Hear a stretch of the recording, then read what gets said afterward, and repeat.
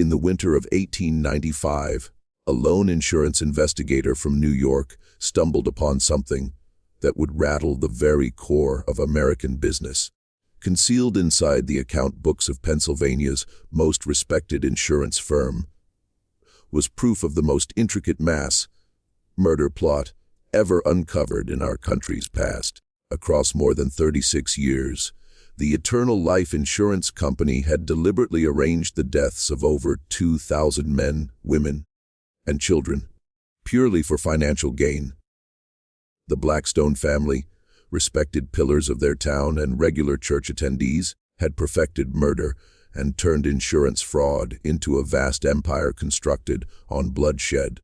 What Thomas Henley found amid those icy Pennsylvania hills went far beyond mere financial wrongdoing. It was a calculated genocide masked as legitimate commerce, where human lives held no more value than figures on a ledger. Before we dive deeper into the tale of the Blackstone family and their lethal empire, I have one question for you. This channel isn't meant for everyone. It's only for those courageous enough to confront the darkest chapters of American history.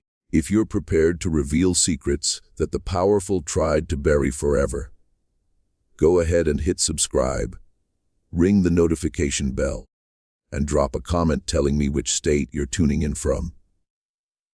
I suspect this story might strike closer to home than you realize. The truth of what took place in those Pennsylvania valleys from 1859 to 1895 was so horrifying that, even now, certain documents stay locked away in basement vaults, marked with warnings most people wisely avoid.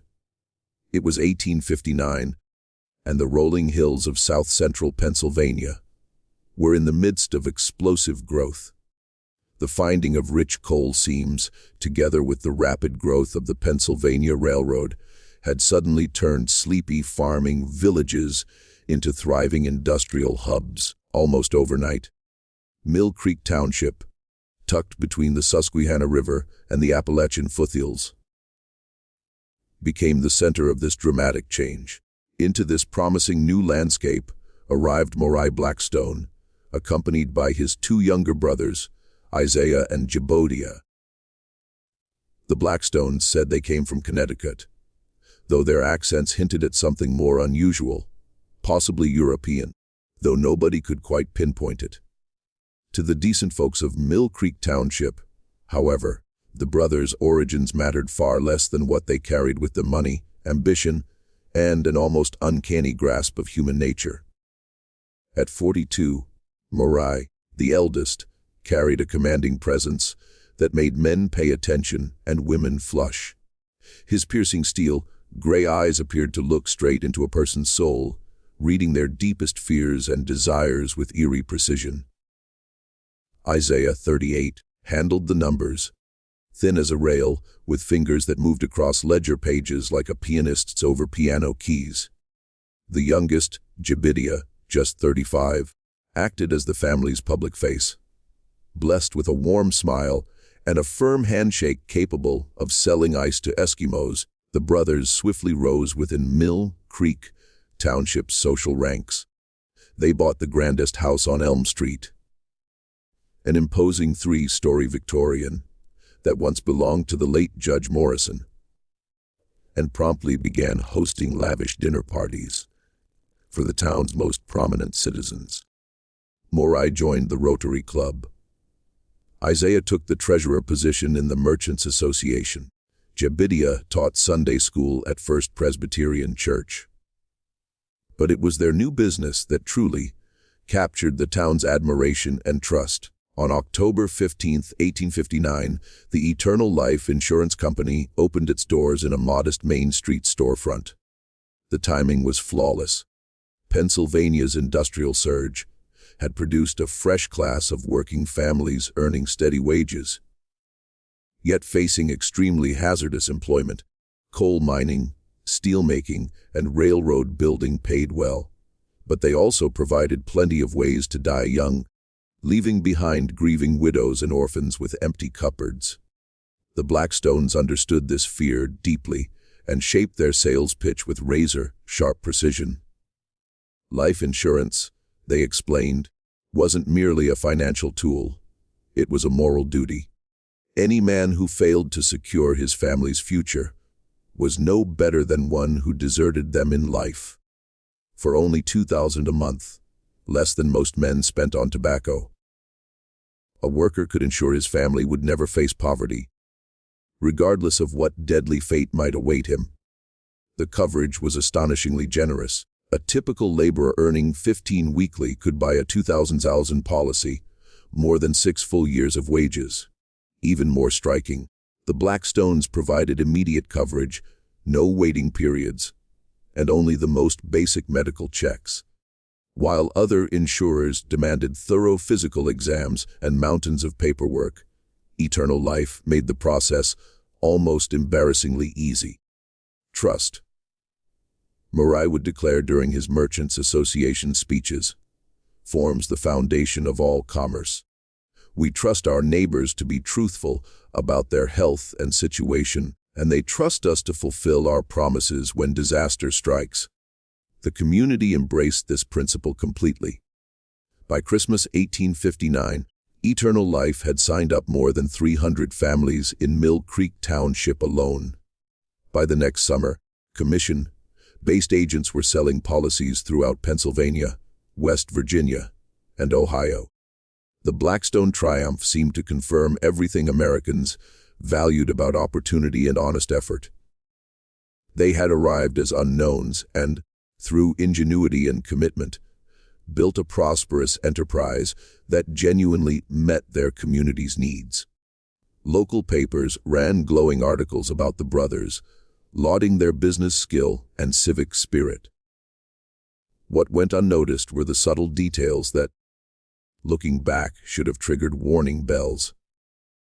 Why did the Blackstones settle claims with such speed, often handing cash to grieving families within days? While other companies dragged investigations out for weeks or months, why did their agents spend so many hours in local saloons, buying drinks for miners and railroad men, while asking detailed questions about shifts and safety rules? Why did Jabidia always seem to learn of industrial accidents before the newspapers did? Most baffling of all, why did the Blackstones keep such exhaustive records of their policyholders' daily habits, work hours, family ties, and financial struggles? Isaiah's office held filing cabinets, packed with information far exceeding what any legitimate insurer would require. But these questions would remain unasked for many years to come. In 1860, the Blackstones were simply the most successful businessmen in Mill Creek Township, respected community leaders who had solved one of working-class America's greatest fears, the dread of leaving loved ones destitute. The first death came on a frigid February morning in 1861, just as the nation began tearing itself apart over slavery and states' rights. February 14, 1861. Valentine's Day arrived gray and freezing in Mill Creek Township, with temperatures near zero and a wind that sliced through heavy wool coats. The Susquehanna and Vriarn Iron Works had been running at maximum capacity for months, filling government contracts as the country prepared for war. Hinrich Mueller had been on the night shift in the foundry, tending the enormous furnaces that transformed raw ore into steel destined for cannons and rail lines. At 34, Hinrich was among the foundry's most skilled hands. A German immigrant who mastered his craft in Pittsburgh's mills, before settling in Mill Creek Township with his wife Anna and their 3 young children. Hinrich had been among Eternal Life's earliest customers, persuaded by Jabidia Blackstone's heartfelt Sunday school talk about a man's responsibility to protect his family's future. The $2,000 policy had felt like a fortune to a man earning barely $12 a week.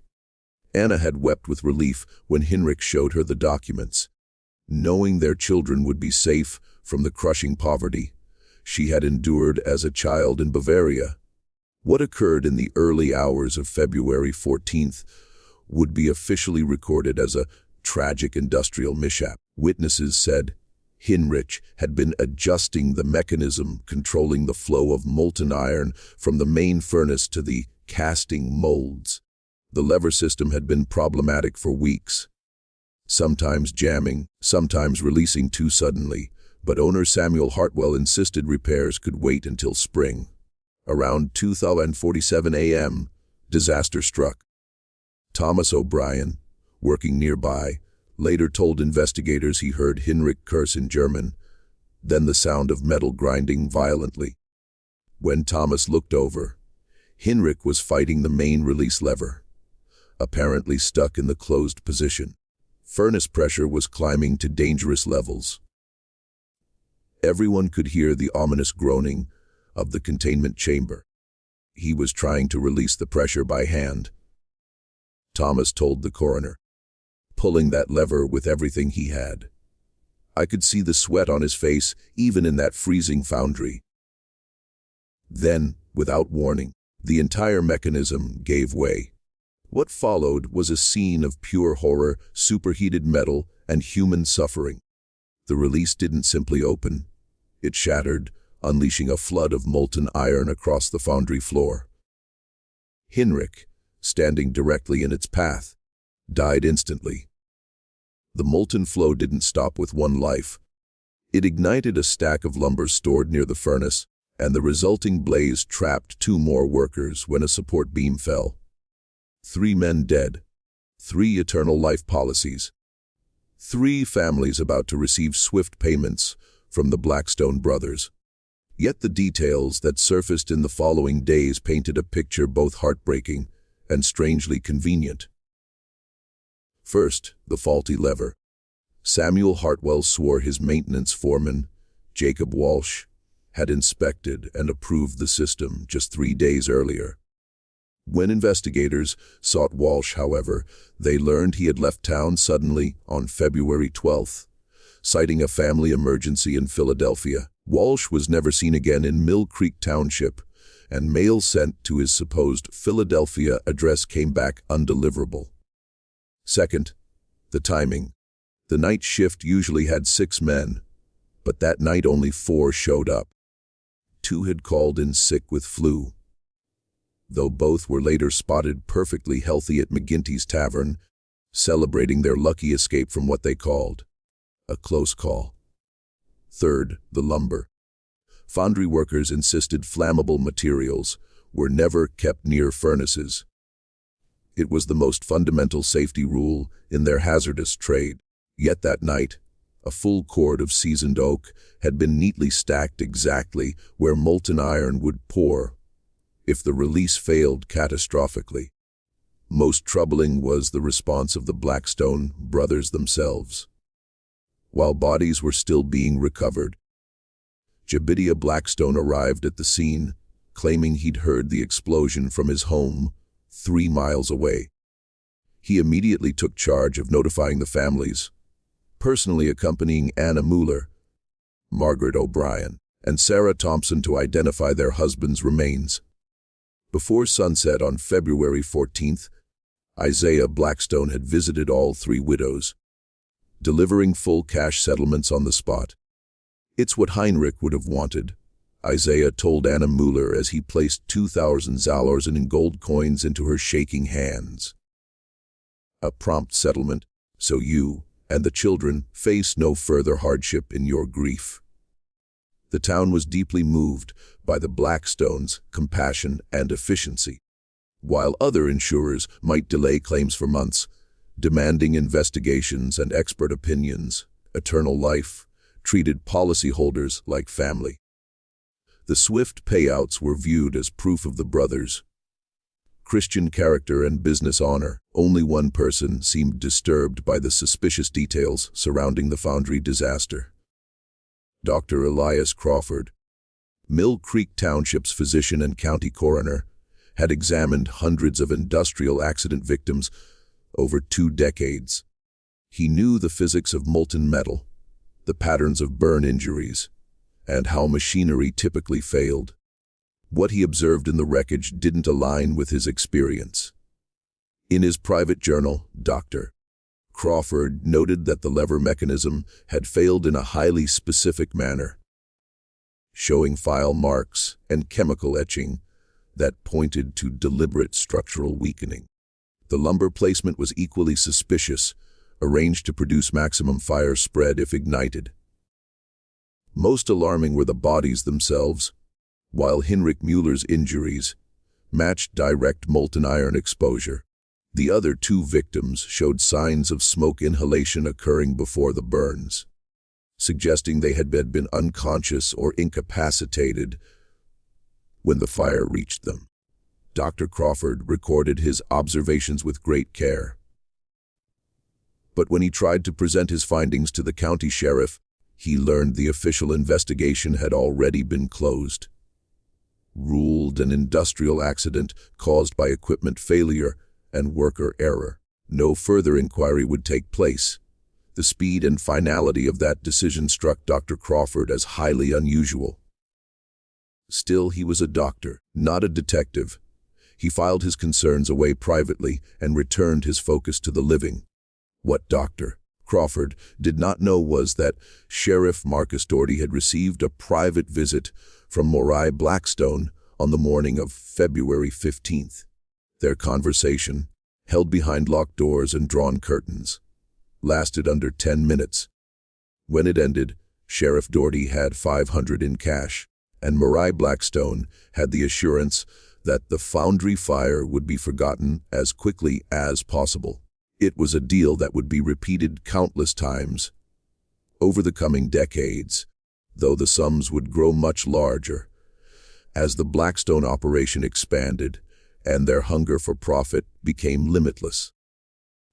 The three widows from the foundry fire used their insurance money to move to distant cities, hoping for fresh starts away from Mill Creek Township's painful memories. Anna Müller relocated to Philadelphia with her children. Margaret O'Brien took her family to Pittsburgh. Sarah Thompson returned to relatives in Ohio. None of them would live to see another Christmas. Had the three widows died in Mill Creek Township, suspicion would have fallen immediately. But scattered across three separate states, their deaths appeared as nothing more than cruel coincidences in already tragic lives. Anna Müller was discovered dead in her Philadelphia boarding house on September 3, 1861. The landlord found her body after tenants complained of a terrible odor from her room. The city coroner ruled it accidental poisoning, apparently from a patent medicine containing fatal levels of mercury. Her three children, ages 6, 8, and 11, were found in their beds, victims of the same apparent mistake. Margaret O'Brien died in Pittsburgh from what authorities called a gas leak in the modest house she had bought with her husband's insurance money. She and her two young sons were discovered by neighbors after missing Sunday services. The police report noted the kitchen gas valve had been left open by accident, filling the home with deadly fumes while the family slept. Sarah Thompson survived the longest until November, before succumbing to what Cleveland doctors diagnosed as rapidly progressing consumption, tuberculosis. Her 4 children died within days of their mother, victims of the same illness. 13 people dead, 13 lives once protected by eternal life policies, then extinguished within months of receiving their payouts. Yet separated by hundreds of miles and different jurisdictions, the pattern remained invisible to authorities, with no reason to connect tragic accidents in Pennsylvania with gas leaks in Pittsburgh or sudden disease outbreaks in Cleveland. Meanwhile, the Blackstone brothers continued building their empire with chilling precision. By late 1861, Eternal Life had expanded into Ohio, West Virginia, Maryland, and Virginia. They employed over 50 agents across 5 states, each trained in the Blackstone method of identifying and recruiting perfect customers. According to the agent manual Isaiah had written, the ideal customer was a working man aged 25-45 with a dangerous occupation, a devoted family, and no powerful connections who might raise questions if he died unexpectedly. Coal miners were ideal. Railroad workers were excellent. Factory hands, foundry men, and construction laborers fit the profile perfectly. Farmers, shopkeepers, and professionals were usually avoided, unless they had some other appealing trait, such as a gambling habit or drinking problem that might explain a sudden death. The training manual, later found in Isaiah's personal safe, gave detailed instructions on gathering intelligence about potential clients. Agents were encouraged to spend time in saloons, barbershops, and boarding houses, making casual conversation that revealed work schedules, family dynamics, debts, and personal habits. A successful agent, the manual stated, knows his customers better than they know themselves. He understands their weaknesses, fears, routines, and community ties. Knowledge forms the foundation of all successful insurance underwriting. The manual also included darker sections, outlining how to spot potential complications. So people who might ask difficult questions after an unexpected death. Physicians, lawyers, journalists, lawmen, and prominent citizens capable of demanding real investigations. For each type of complication, the manual offered specific neutralization strategies. Some could be bribed. Others could be intimidated. A few required more permanent solutions. By 1863, the Blackstone operation had evolved far beyond basic insurance fraud. They had built a widespread network of corrupt officials, hired killers, and cooperative witnesses spanning multiple states. Sheriff Doherty in Pennsylvania had been joined by police chiefs in Ohio, coroners in West Virginia, and judges in Maryland, all of whom discovered that cooperating with the Blackstones was far more profitable than honest policing. The actual killings were carried out by a select group of specialists, each with expertise in creating accidents that would pass superficial scrutiny. There was Patrick, the Torch. McGillicuddy, an Irish immigrant who could make any structure burn in a way that seemed accidental. Samuel, Doc. Henderson understood poisons and chemicals with the precision of a trained pharmacist. Marcus, the engineer. Kowalski could sabotage industrial machinery so expertly that failures appeared to be ordinary wear and tear. These men were paid generous fees, typically $100 to $500 per job, drawn from a fund that earned thousands in profit per successful claim. The economics were brutally straightforward. For every dollar spent on murder, the Blackstones earned at least $4 in insurance payouts. Even more importantly, systematically eliminating widows and surviving relatives meant no living witnesses remained. Dead men couldn't testify about suspicious conversations with insurance agents. Dead widows couldn't hire lawyers to probe unusual circumstances around their husbands' deaths. Dead children couldn't grow up harboring suspicions about the tragedies that took their parents. It was a flawless system, refined over years of practice and shielded by an apparently unbreakable wall of corruption. The only limitation was scale. By 1865, Eternal Life was processing more than 200 death claims annually across 6 states. Even after accounting for genuine accidents and natural deaths among policyholders, the mortality rate for Eternal Life customers was nearly 3 times the industry average. Yet statistical analysis was still in its infancy in the 1860s. Most insurers relied on crude actuarial tables incapable of detecting sophisticated fraud patterns. The few mathematically skilled professionals who might have spotted the anomalies were either working for the Blackstones or had been persuaded to look the other way. Dr. Elias Crawford, still serving as Mill Creek Township coroner, had begun to suspect something deeply wrong with Eternal Life insurance.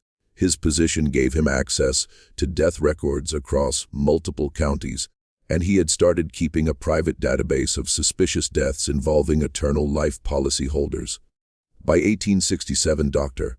Crawford's files documented 47 deaths with highly unusual circumstances, industrial accidents involving recently maintained equipment, house fires in buildings with newly installed gas lines, disease outbreaks affecting only insured families, and transportation accidents targeting specific passengers.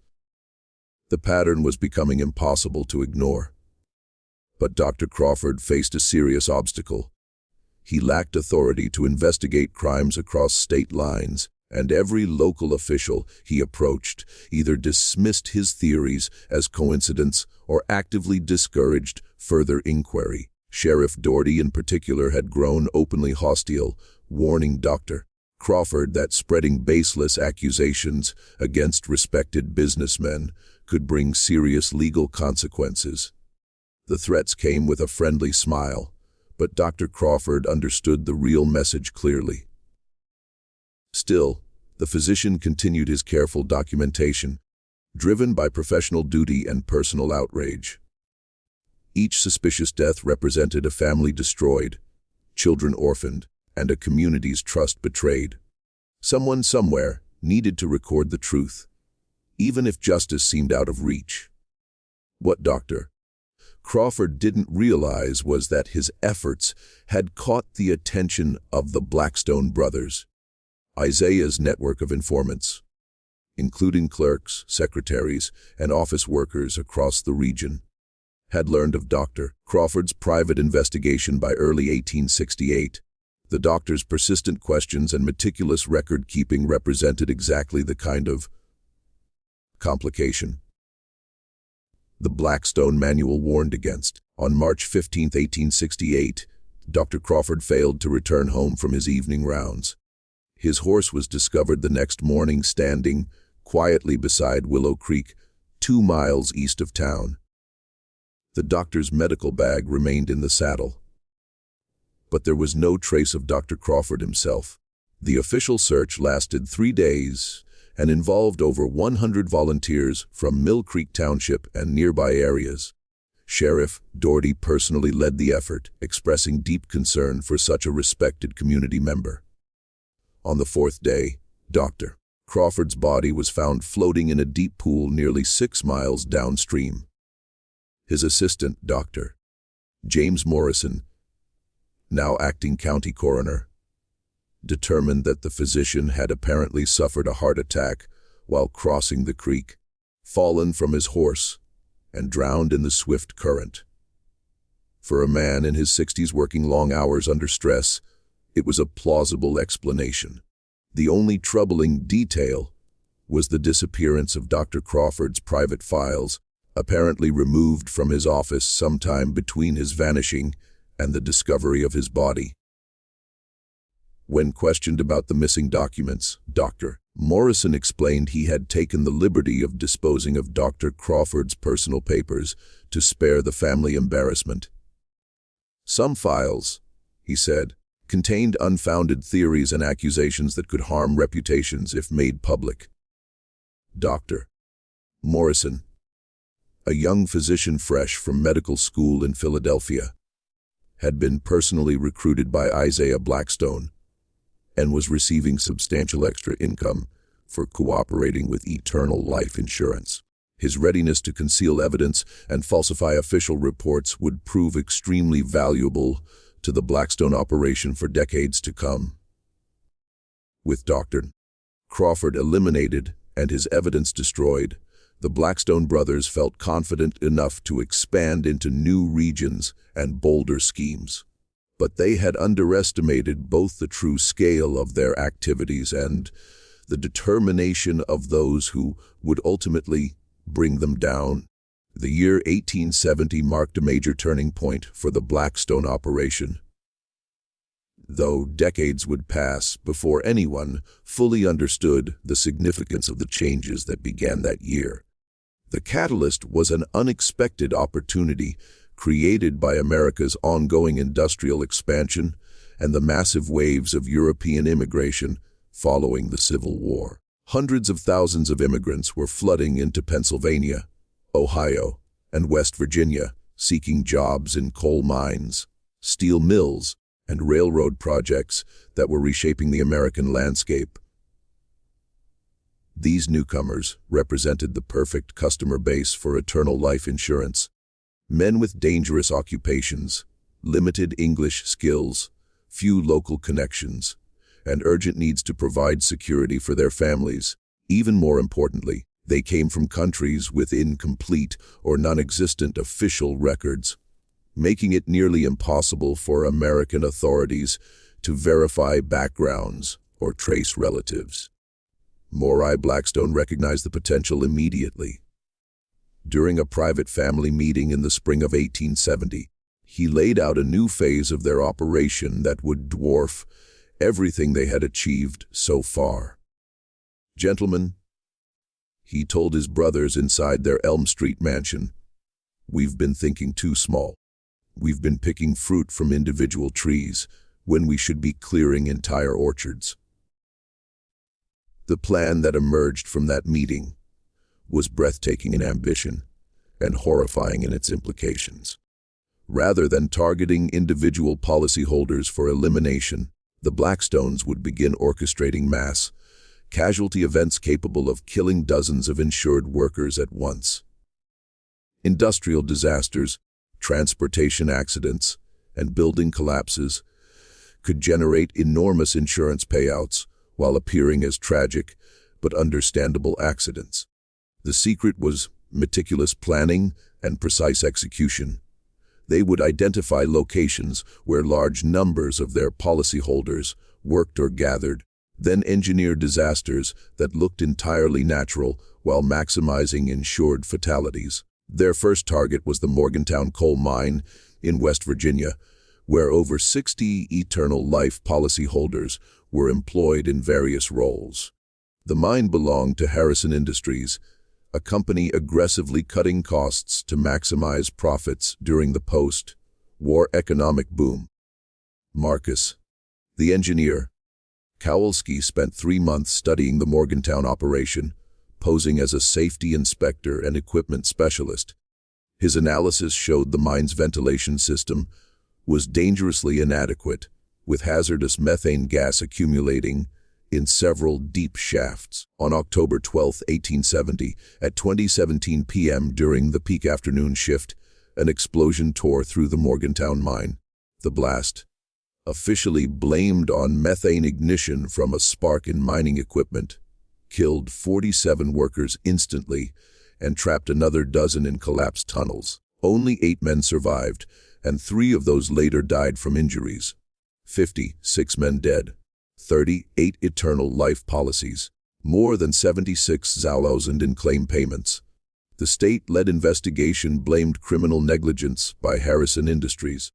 The company faced heavy fines and numerous civil lawsuits, but the explosion itself was classified as an industrial accident caused by poor safety measures and inadequate ventilation. What investigators never discovered was that Marcus Kowalski had made subtle modifications to the ventilation system 3 weeks earlier. Changes that ensured methane would build to explosive levels exactly where the highest concentrations of eternal life policyholders were working. The success of Morgantown convinced the Blackstone brothers that mass casualty events represented the future of their enterprise. Over the next 5 years, they orchestrated 8 major disasters across 4 states, claiming more than 300 lives and generating over 400,000 in insurance payouts.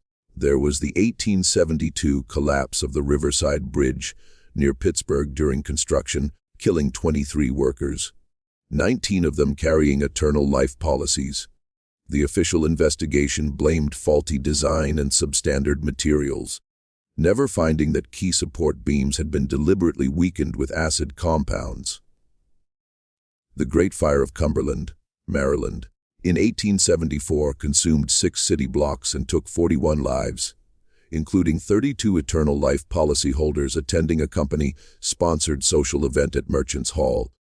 Patrick, the Torch, McGillicuddy had spent weeks preparing, strategically placing accelerants and blocking fire exits to maximize casualties among the target group. The 1875 sinking of the steamboat Catherine Ann on the Ohio River was perhaps their boldest operation yet. The vessel, carrying immigrant workers to southern Ohio coal mines, went down in calm weather with the loss of 67 passengers and crew. 43 victims carried eternal life policies, sold to them just days earlier by agents working the immigrant docks in Pittsburgh. Each disaster was investigated by local authorities who lacked the resources, expertise, or motivation to detect sophisticated sabotage. The Blackstones had mastered the art of exploiting jurisdictional gaps and poor communication among 19th-century law enforcement. More importantly, they had built an increasingly sophisticated network of corruption reaching far beyond small town sheriffs and rural coroners. State legislators, federal judges, railroad executives, mine owners, and shipping company officials had all been recruited or compromised, forming a protective web that seemed unbreakable. By 1875, Eternal Life Insurance had become one of the largest insurers in the eastern United States, with more than 15,000 active policies and annual revenues surpassing $2 million. The Blackstone brothers had transformed into wealthy, respected figures known for charitable giving and civic involvement. Morai sat on the boards of 3 banks and had been appointed to a state commission studying industrial safety. Isaiah served as treasurer of the American Insurance Association and spoke frequently at business conferences. Jebidiah had been elected to the Pennsylvania state legislature and was being discussed as a potential congressional candidate. Their success appeared to confirm everything America believed about free enterprise and personal achievement. They were living proof that outsiders could achieve extraordinary prosperity through hard work, innovation, and dedication to customer needs. But success on this massive scale inevitably drew attention from individuals with the skills and resources to recognize patterns that local authorities had missed. Thomas Henley had spent 15 years investigating insurance fraud for Lloyd's of London before joining the New York Insurance Commission in 1873. His role involved analyzing industry statistics and identifying companies that presented regulatory risks to America's rapidly growing insurance market. Henley was a meticulous researcher with advanced training in mathematics and statistics, rare qualifications in an era when most investigations relied on intuition and basic record keeping. His analytical techniques had exposed several major fraud schemes in New York and Massachusetts, saving insurers hundreds of thousands of dollars and sending dozens of criminals to prison. In late 1875, Henley began noticing statistical anomalies in mortality data reported by multi-state insurance companies.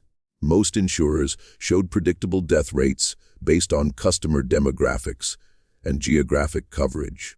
Companies insuring urban professionals had low mortality, while those covering industrial workers saw higher claims, but still within expected ranges. Eternal Life Insurance was an outlier. Their mortality rates were not only well above industry norms, but they fluctuated in patterns that correlated with specific dates and locations, rather than seasonal or demographic trends. Even more puzzling, their death claims clustered around major industrial accidents and transportation disasters at statistically impossible rates. Henley spent months analyzing the data, cross-referencing newspaper accounts of major accidents with Eternal Life's claim payments. What he uncovered was so disturbing that he initially doubted his own calculations. Of the 8 major industrial disasters that occurred in Pennsylvania, Ohio, West Virginia, and Maryland between 1870 and 1875, Eternal Life policyholders accounted for an average of 68% of the fatalities, despite representing less than 15% of the workforce in those regions. The probability of such consistent over-representation happening by chance was less than 1 in 50,000. But statistical correlation, no matter how strong, was not legal proof. Henley needed evidence of deliberate criminal activity, and that would require investigating the Blackstone brothers directly. What Thomas Henley did not yet realize was that his inquiries had already been detected by Isaiah's network of informants within the insurance industry. By the time Henley began his serious investigation, the Blackstone brothers were already planning to eliminate this new threat to their empire. The winter of 1876 would bring the most dangerous challenge the Blackstone had ever faced, and their response would reveal the true depths of their criminal organization. Thomas Henley was not a man easily frightened. During his years with Lloyd's of London, he had faced threats from some of Europe's most dangerous criminals, survived an assassination attempt in Naples, and watched corrupt officials try to ruin his career when his investigations threatened powerful interests. But as he dug deeper into Eternal Life Insurance's activities, Henley began to understand he was confronting something far more sophisticated and lethal than anything he had previously encountered. The breakthrough came in February 1876, when Henley discovered a connection hidden in plain sight. While reviewing shipping manifests from the Catherine Ann disaster, he noticed that 43 of the 67 passengers had purchased their policies from the same agent, a man named Murphy, who worked the immigrant docks in Pittsburgh. According to employment records, Murphy had been with Eternal Life less than 3 months, yet had already sold over 200 policies to recent immigrants. Henley traveled to Pittsburgh to interview Murphy, only to learn the man had vanished 2 weeks after the Catherine Ann sinking. Leaving his boarding house without a forwarding address, the landlord mentioned that Murphy had departed suddenly after a visit from a well-dressed gentleman in an expensive carriage. Even more interesting was what Murphy had left behind, a trunk containing detailed records of his sales activities, including personal information about customers that went far beyond standard insurance applications. Murphy had documented work schedules, travel plans, family relationships, and financial situations with the thoroughness of a police investigator. Hidden at the bottom of the trunk, wrapped in oiled cloth, Henley found something far more significant: correspondence between Murphy and his supervisors at Eternal Life, including coded telegrams discussing special arrangements and elimination schedules. One telegram, dated just 3 days before the Catherine Ann disaster, was particularly damning. Harvest ready. 43 packages confirmed for river route. Proceed with orchard plan. Payment upon completion. Henley had investigated enough fraud cases to recognize criminal code when he saw it. Packages clearly referred to policyholders. River route meant the Ohio River steamboat service. Orchard plan appeared to be some form of systematic killing scheme. But he needed more evidence, and a fuller understanding of the Blackstone operation's true scope. Henley spent the next 6 months conducting the most exhaustive investigation of his career.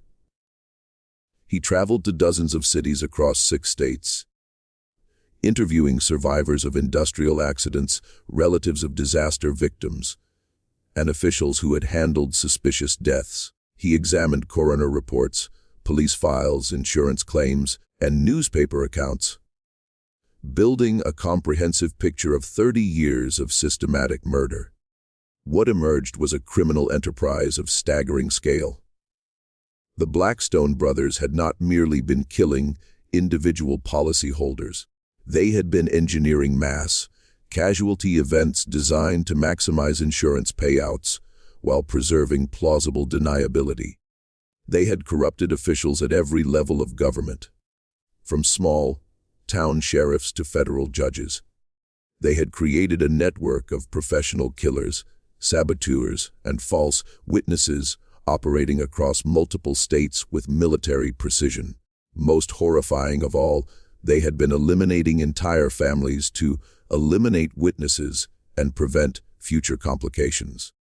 Henley's research indicated that more than 3,000 people had died as a direct result of Blackstone family activities, including hundreds of women and children who posed no threat beyond their connection to insured workers. By August 1876, Henley had compiled enough evidence to support criminal charges against the Blackstone brothers that could send them to the gallows. But he also understood that his investigation had made him a marked man. The first warning came as a fire that consumed his hotel room in Cleveland while he interviewed witnesses to the Riverside Bridge collapse. Henley had been staying at the Imperial Hotel for 3 days.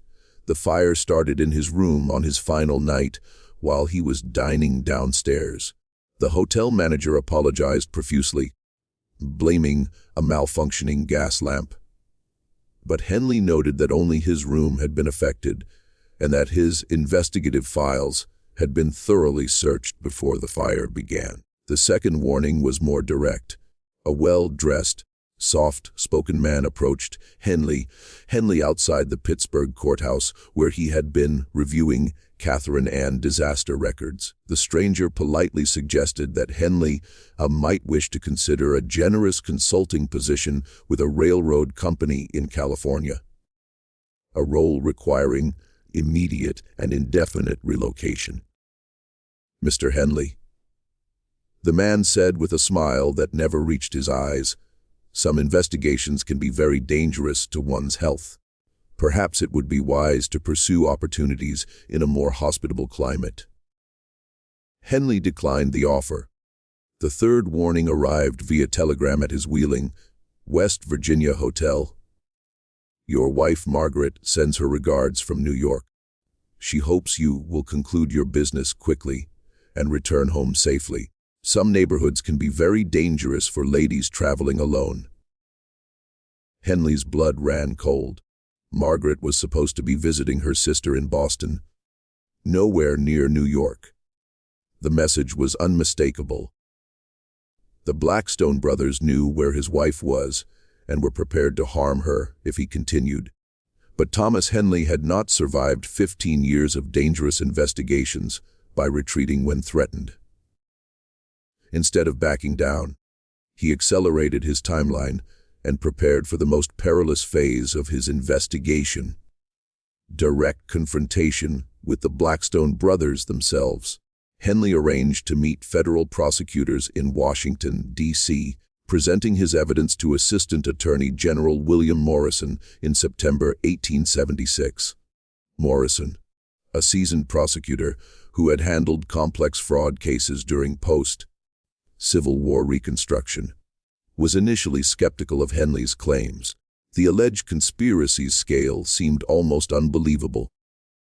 "Mr. Henley," Morrison said after reviewing the files, "you're asking me to believe that 3 businessmen have orchestrated the murders of thousands of people across multiple states over nearly 20 years, all while maintaining the appearance of respected citizens and successful entrepreneurs.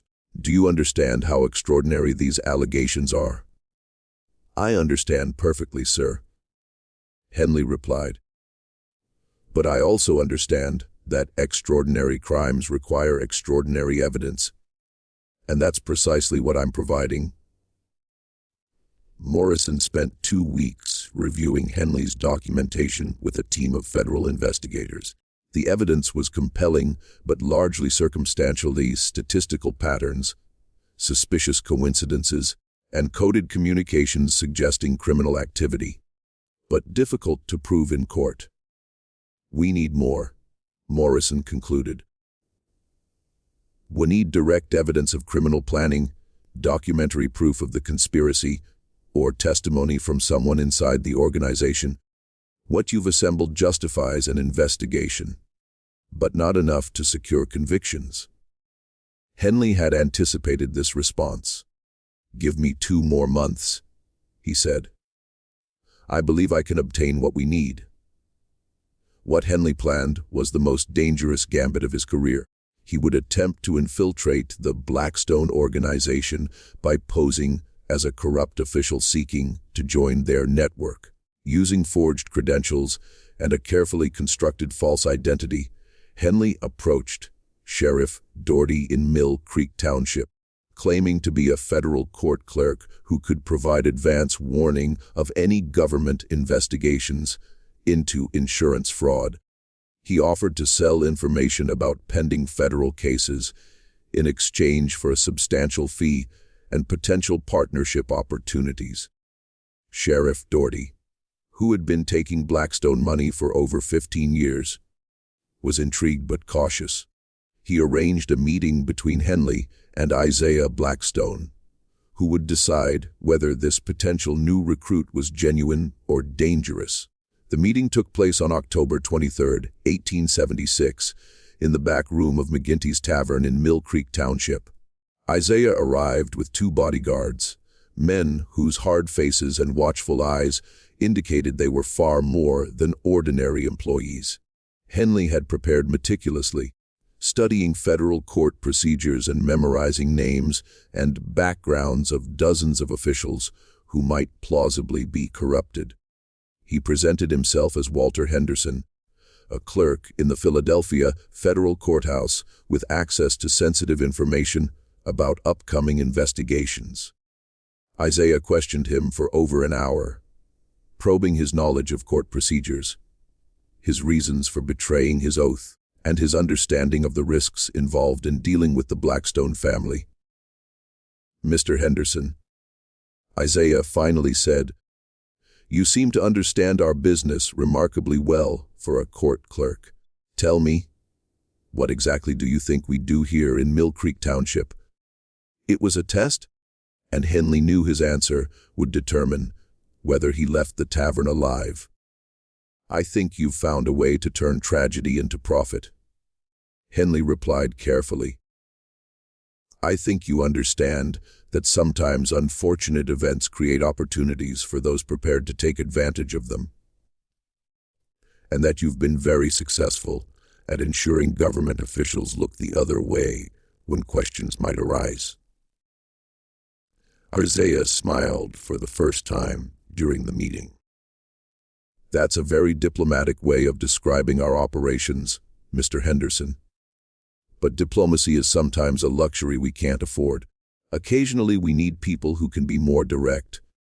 "I understand," Henley said, "and I'm prepared to be as direct as necessary, provided the compensation is adequate." Isaiah studied him for a long moment, then nodded to one of his bodyguards. "Marcus will escort you to a private location where we can discuss specific arrangements. I think you'll find our terms quite generous."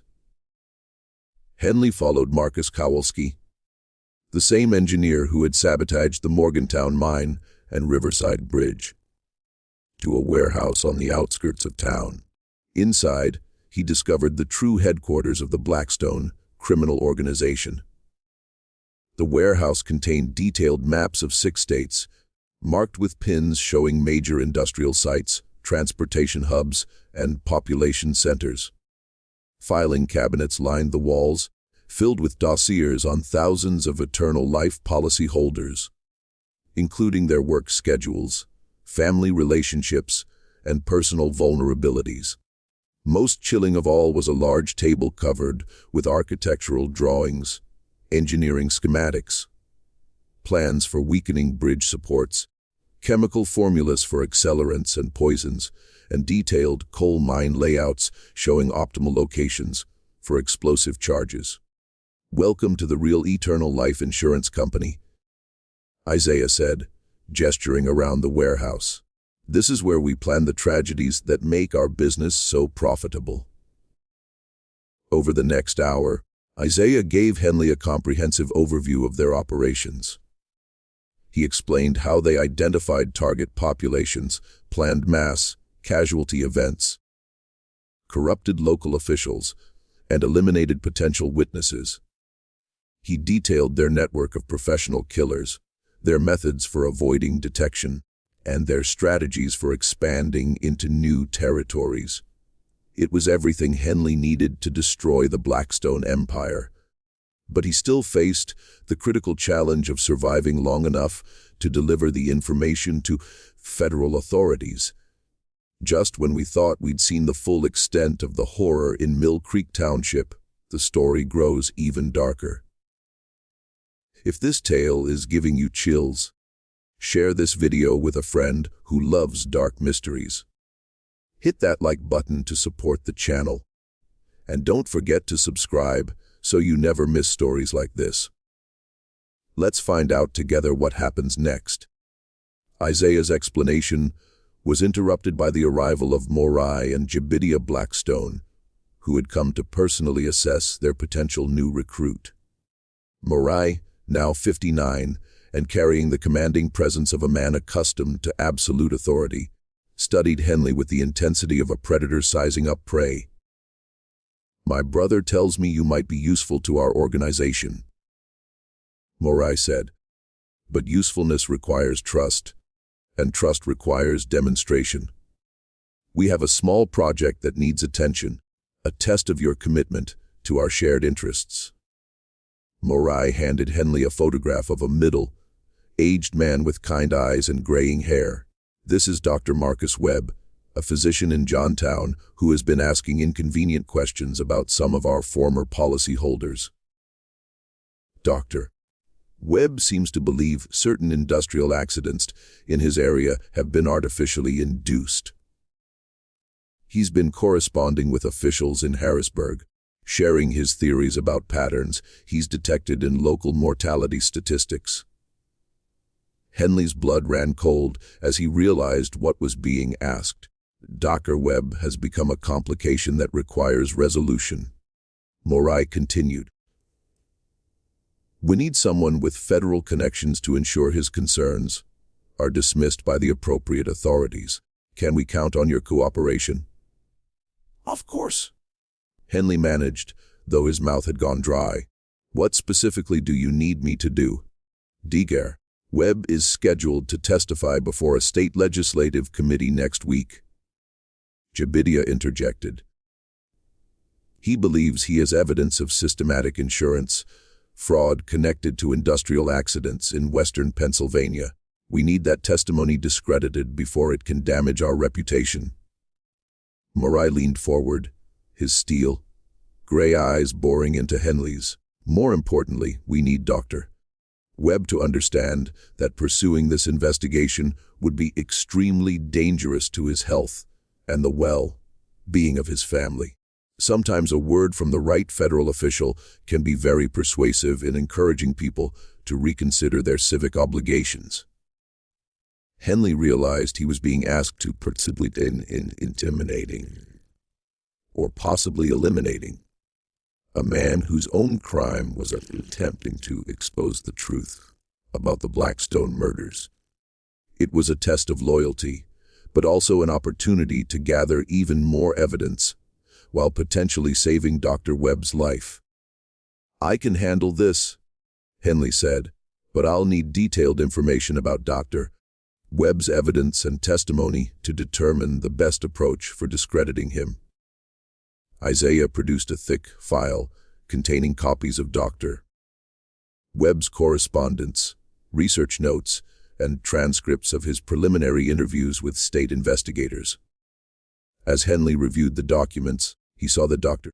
Webb had independently reached many of the same conclusions about the Blackstone operation, though his evidence was less comprehensive than Henley's own investigation. More importantly, Dr. Webb was scheduled to testify on November 15, 1876, less than 3 weeks away. Dr. Webb must be neutralized before that hearing, Morai stated flatly. If his testimony becomes public, it could trigger federal investigations that would be very inconvenient for our business. Henley nodded, understanding he had perhaps 2 weeks to complete his infiltration, gather the final evidence he needed, and escape with his life before the Blackstones discovered his true identity. What he didn't know was that his time was already running out. Isaiah Blackstone was a cautious man who trusted no one completely. He had already begun investigating Walter Henderson's background. Within days, he would learn that no such person existed in the Philadelphia federal court system, and that Thomas Henley had been asking questions about eternal life insurance in multiple cities across several states. The final confrontation between Henley and the Blackstone family was fast approaching, and only one side would survive. November 8, 1876. The autumn morning dawned gray and bitter in Mill Creek Township, with frost coating the windows along Elm Street and smoke curling from chimneys throughout the valley. Thomas Henley had spent a sleepless night in his hotel room, reviewing evidence and preparing for what he knew would be the most dangerous day of his life. Isaiah Blackstone had sent word the previous evening that Walter Henderson was expected at the warehouse at 900 sharp for a final briefing on the Dr. Webb situation. The message had been delivered by Marcus Kowalski, whose cold smile and meaningful glances suggested the Blackstones' opinion of their new recruit had changed. Henley had spent the night making multiple copies of his evidence, sealing them in envelopes as addressed to federal prosecutors, newspaper editors, and insurance commissioners across the eastern United States. If he didn't survive the morning, at least the truth about the Blackstone crimes would eventually reach those with power to act. At 8:30, Henley headed to the warehouse on the town's outskirts, carrying a leather satchel containing both forged federal court documents and a loaded Colt revolver he hoped he wouldn't need. The streets were mostly empty at that early hour, with only a few workers walking toward the foundry and railroad yard. The warehouse looked deserted when Henley arrived, but smoke rose from the chimney and lamplight flickered in the windows. As he approached the main entrance, Marcus Kowalski emerged from the shadows with two other men Henley didn't recognize. "Good morning, Mr. Henderson," Kowalski said with mock politeness. "The Blackstone brothers are waiting for you inside. I think you'll find today's meeting very educational."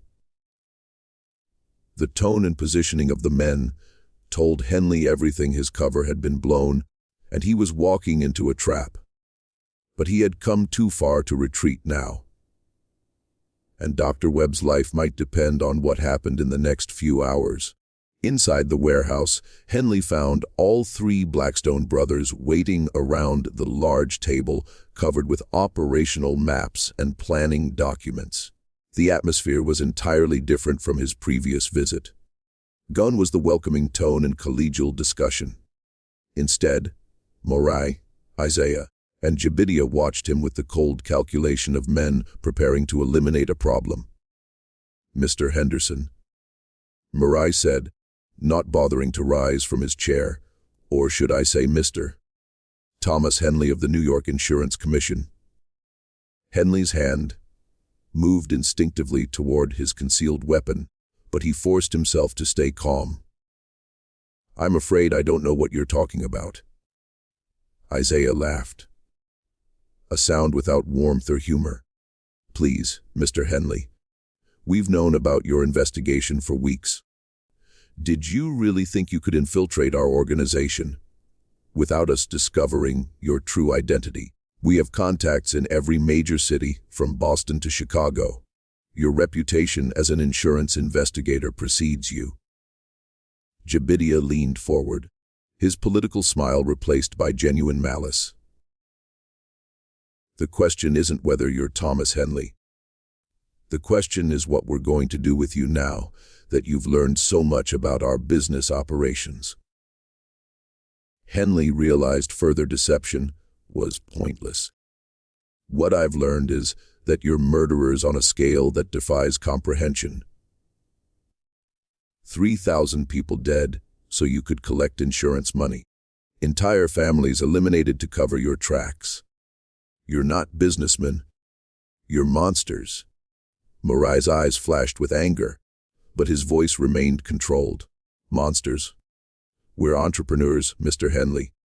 We identified a market inefficiency and developed innovative solutions to exploit it. The insurance industry was built on the premise that most policyholders would pay premiums for years without filing claims. We simply found ways to ensure our customers' premiums generated immediate returns. By murdering them, Henley said flatly. By accelerating natural economic processes, Isaiah corrected. Industrial workers die in accidents every day. Immigrants succumb to disease and misfortune constantly. We merely provided focus and efficiency to inevitable outcomes. Jabidia stood and walked to a filing cabinet, withdrawing a thick folder. The beautiful thing about our system, Mr. Henley, is its scalability. We've proven that mass casualty events can be engineered with minimal risk of detection. Coal mine explosions, bridge collapses, steamboat accidents, all tragic but entirely explicable within the normal parameters of industrial life. "What's your point?" Henley asked, though he suspected he didn't want to hear the answer. Morai smiled for the first time since Henley's arrival.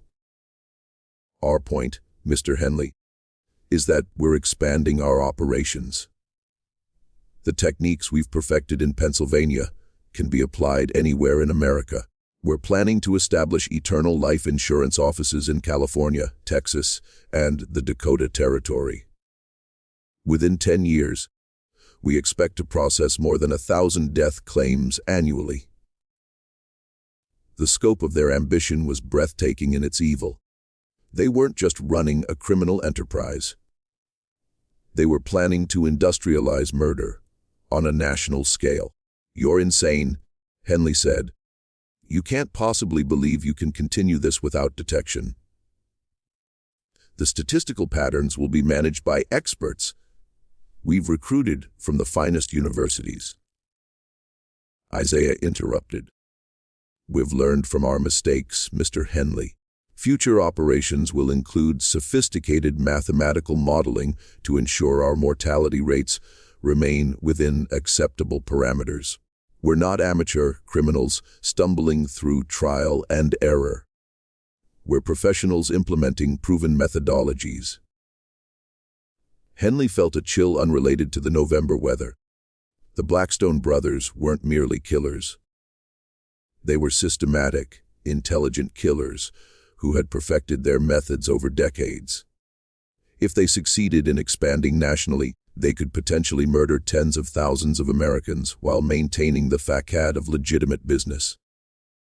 "But first," Morai continued, "we need to address the immediate problems created by your investigation, Dr. Webb's testimony, your evidence files, and your personal knowledge of our operations." Marcus Kowalski and his associates had moved to block the warehouse exits while the brothers spoke. Henley was trapped. But he wasn't helpless. "My evidence has already been delivered to federal prosecutors." Henley lied smoothly. "Killing me won't stop the investigation." "Actually, it will," Jabidia said with his politician's confidence. "We've been monitoring your activities for weeks, Mr. Henley. We know exactly what evidence you've gathered and where you've stored it. Your hotel room was searched last night while you slept, quite soundly, thanks to the laudanum our associate added to your dinner. Your evidence files have been confiscated, and any correspondence you sent to federal authorities has been intercepted by our contacts in the Postal Service." Henley's heart sank.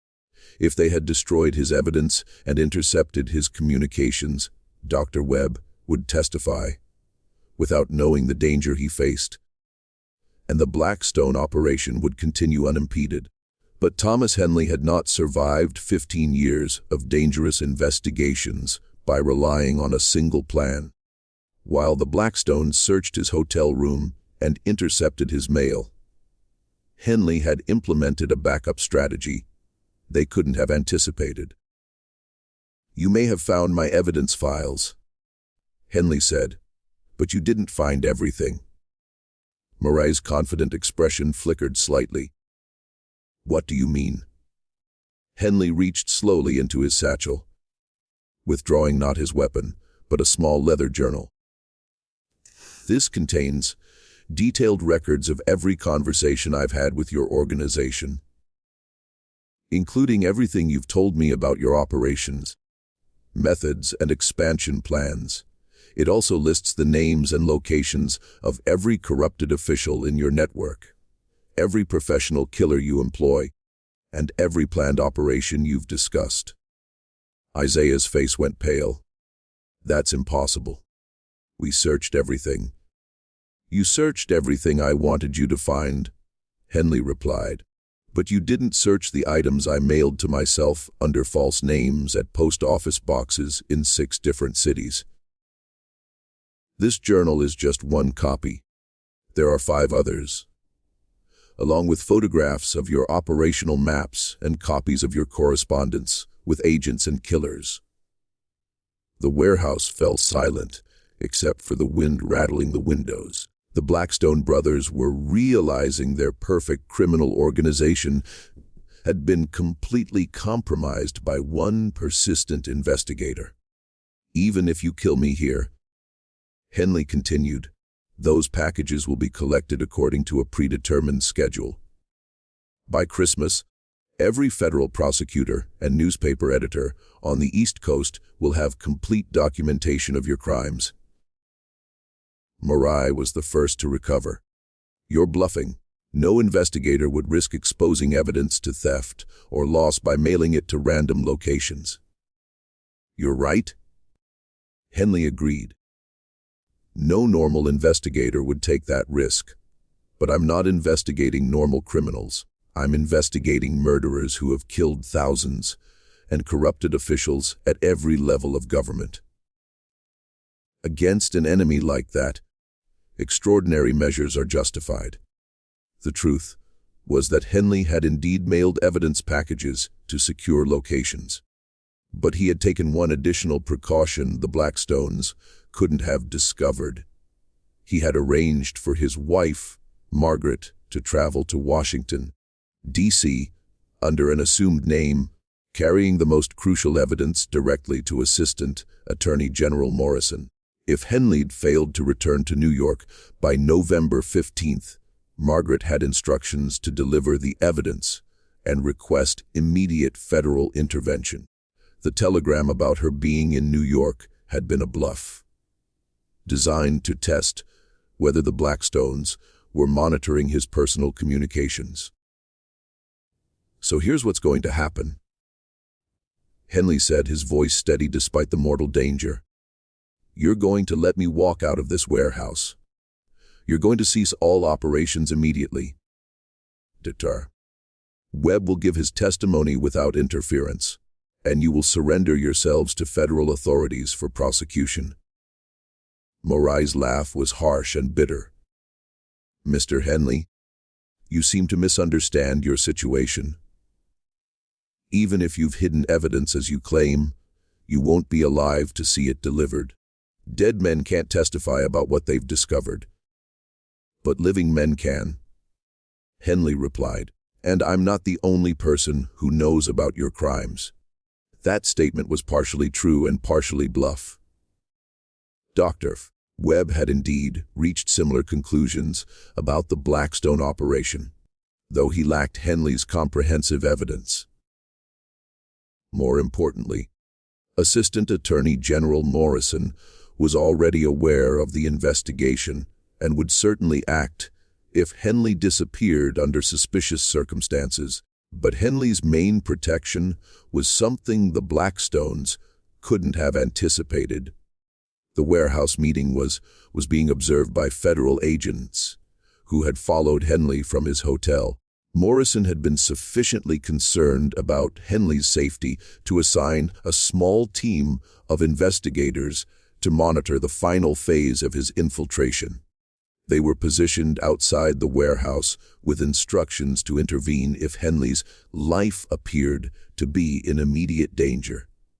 The sound of footsteps on the warehouse roof signaled that intervention was about to begin. The footsteps were followed by the crash of breaking glass as federal agents repelled through the skylights.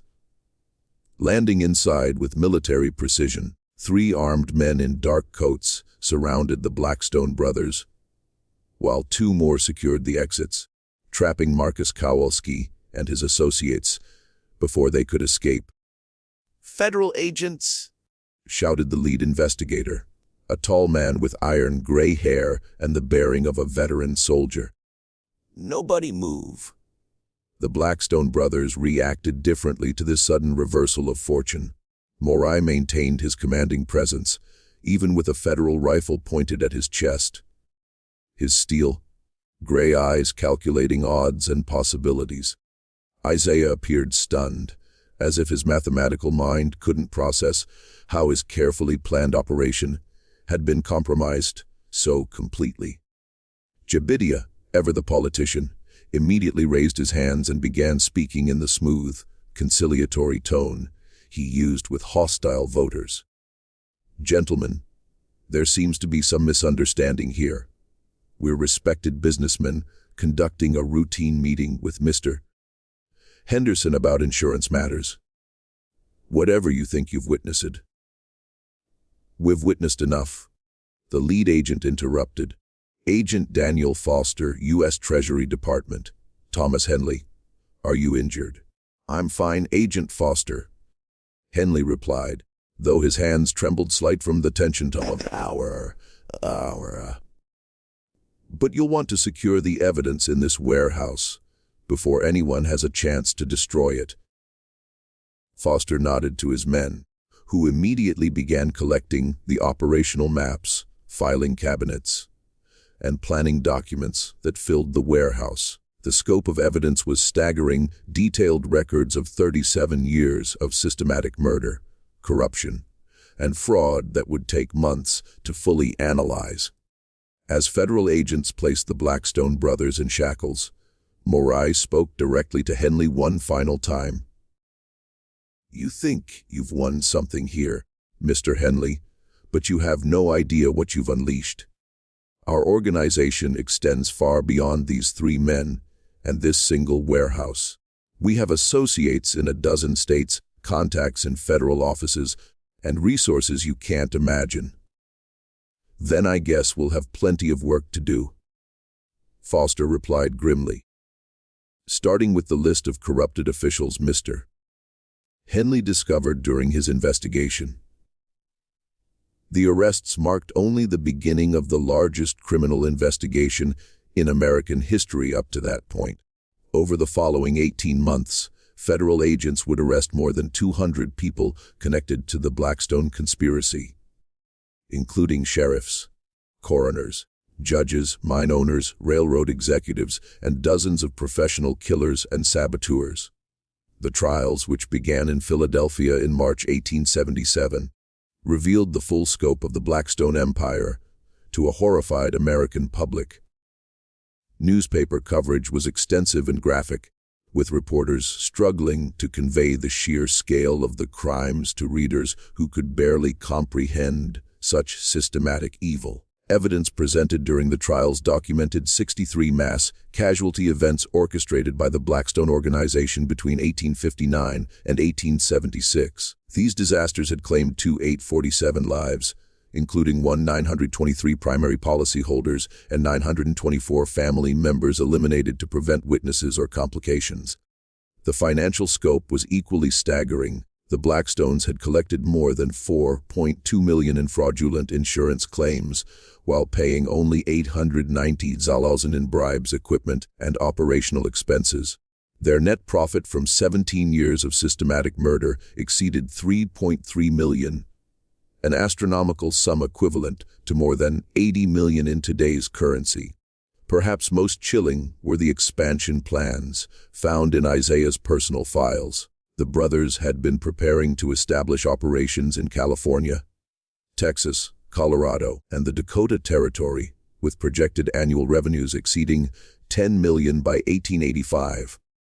If their plans had succeeded, they might have murdered tens of thousands of Americans, while building one of the largest fortunes in the nation. Morai Blackstone was convicted on the 47 counts of murder and sentenced to death. He was executed by hanging in Philadelphia on September 12, 1878, maintaining his innocence to the end and claiming he was a victim of government persecution, designed to suppress business innovation. Isaiah Blackstone received a similar sentence, but died in prison before his execution date, apparently from a heart attack brought on by the stress of incarceration. Some suspected suicide, though no evidence ever supported that theory. Jebediah Blackstone, whose political connections and cooperation with prosecutors earned him a reduced sentence, was convicted of conspiracy and sentenced to life imprisonment. He died in Eastern State Penitentiary in 1894, having spent his final years writing detailed confessions that provided investigators with additional evidence about the organization's methods and scope. The corrupted officials connected to the Blackstone conspiracy faced varying fates. Sheriff Marcus Doherty was convicted of accepting bribes and sentenced to 20 years in prison. Dr. James Morrison, who had falsified coroner reports, was stripped of his medical license and sentenced to 15 years. Several judges and federal officials were impeached and removed from office. The professional killers and saboteurs proved more difficult to prosecute. Many had fled to Canada or Mexico when news of the arrests became public. Marcus, the engineer, Kowalski, was captured in Toronto and extradited to face trial for the Morgantown mine disaster. He was executed in West Virginia in 1879.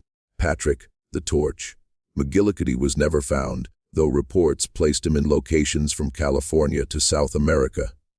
Dr. Marcus Webb, the Johnstown physician whose scheduled testimony had precipitated the final confrontation, played a crucial role in the prosecutions. His independent research provided corroborating evidence for many of Henley's discoveries and helped establish the timeline of Blackstone crimes in western Pennsylvania. The Eternal Life Insurance Company was dissolved by federal order. Its remaining assets were used to provide compensation to families of verified victims. Identifying and compensating all victims took more than 5 years and required creating a special federal commission to unravel the complex web of crimes. Thomas Henley was awarded the Presidential Medal of Freedom by President Rutherford B. Hayes in recognition of his courage and persistence in exposing the conspiracy. He continued his career as an insurance investigator, but never again encountered a case approaching the scope and horror of the Blackstone murders. In his later writings, Henley reflected on the broader implications of the case. The Blackstone conspiracy had succeeded for so long, not because of superior criminal intelligence, but because of systematic corruption that permeated American institutions at every level. Local officials had been bought. State authorities had been intimidated. Federal oversight had been minimal. The case led to significant reforms in insurance regulation, criminal investigation procedures, and interstate law enforcement cooperation. The creation of standardized mortality statistics and improved communication between state and federal authorities made it far more difficult for similar conspiracies to operate undetected. But perhaps the most important lesson of the Blackstone case, one Americans have had to relearn repeatedly throughout their history, is the danger of assuming that respectability and success are synonymous with honesty and morality. The Blackstone brothers had been pillars of their community, devout churchgoers, successful businessmen, and trusted public servants. Their crimes were hidden not just by corruption and intimidation, but by the natural human tendency to assume that prosperous and respectable people must be fundamentally decent. For 37 years, the good people of Mill Creek Township and dozens of other communities had trusted the Blackstone family with their most precious possessions: their lives, their family security, and their faith in American institutions. That trust had been repaid with systematic murder on a scale that wouldn't be equaled in American criminal history until the organized crime syndicates of the early 20th century. The Blackstone family graves in Mill Creek Township Cemetery remain unmarked to this day, though local residents still speak in hushed tones about the events of 1876. The Eternal Life Insurance Company building on Main Street has housed various businesses over the decades, but none have lasted more than a few years. Some say the building is cursed. Others simply note that it's difficult to attract customers to a location associated with such horror. The warehouse where the final confrontation took place was demolished in 1881. The site is now occupied by a small park with a memorial to the victims of the Blackstone conspiracy. The memorial lists the names of 847 confirmed victims, though historians believe the actual number may have been significantly higher. This story reminds us that the greatest evils often wear the most respectable faces, and that the price of safety is constant vigilance against those who would exploit our trust for their own murderous gain. What do you think of this tale? Do you believe everything about the Blackstone conspiracy has been revealed? Or do you suspect some secrets went to the grave with the brothers? Leave your thoughts in the comments and share your theories. If you enjoyed this dark historical mystery and want more stories like it, subscribe, hit the notification bell, and share with someone who loves uncovering the hidden horrors of America's past. These stories need to be told, and together we can ensure the victims of history's greatest crimes are never forgotten. See you in the next video, where we'll explore another dark chapter that powerful people tried to erase from the historical record.